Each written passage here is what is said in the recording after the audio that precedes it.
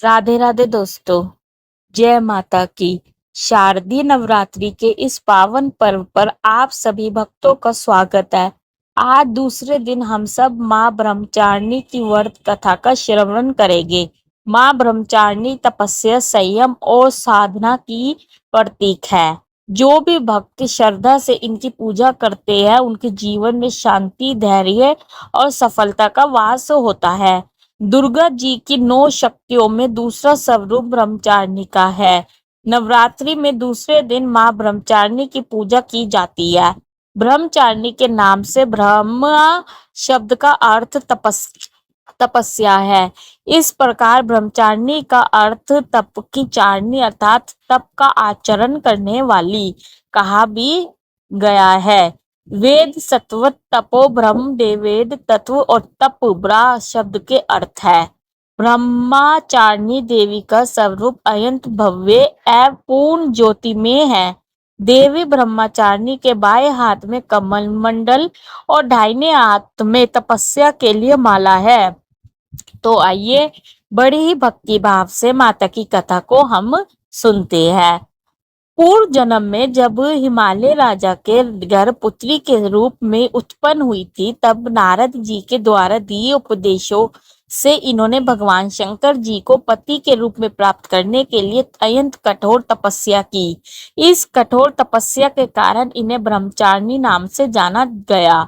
माँ 1000 साल केवल फल मूल खाकर तपस्या की थी, फिर 100 सालों तक केवल शाक खाकर जीवन यापन किया। बहुत दिनों तक कठोर उपवास करते हुए खुले आकाश के नीचे बारिश और धूप में भयंकर कष्ट सह किए। इतनी कठोर तपस्या करने के बाद 3000 सालों तक मां ने केवल पेड़ों से धरती पर टूटकर गिरे हुए बेल पत्रों को खाकर वह भगवान शंकर की पूजा अर्चना करती रही। फिर कुछ समय के बाद उन्होंने पेड़ के गिरे सूखे बेलपत्रों को भी खाना बंद कर दिया। इस प्रकार हजारों सालों तक उन्होंने बिना कुछ खाए और बिना कुछ पिए कठोर तपस्या करती रही। पत्तों को भी खाना छोड़ देने के कारण उनका एक नाम अपर्णा भी पड़ गया।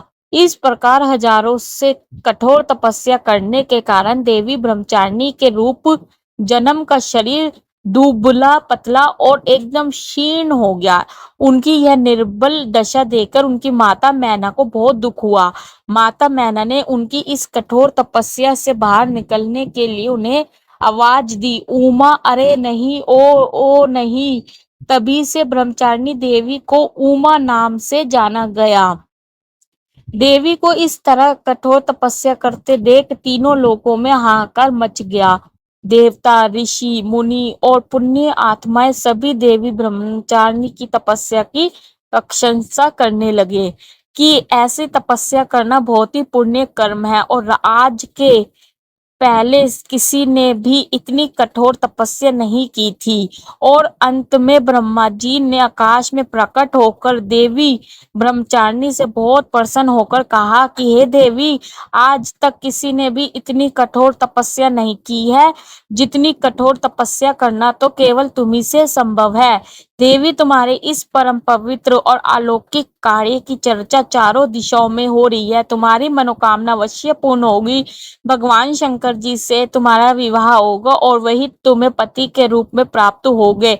अब तुम तपस्या को खत्म कर अपने घर लौट जाओ। बहुत जल्द तुम्हारे पिता तुम्हें वापस घर ले जाने आ रहे हैं। माँ दुर्गा जी की यह दूसरा स्वरूप ब्रह्मचारिणी सभी भक्तों और सिद्धि लोगों को अनंत फल देने वाला है। माता ब्रह्मचारिणी की व्रत कथा सुनने मात्र से मनुष्य में तप, संयम, सदाचार, वैराग्य और त्याग की वृद्धि होती है।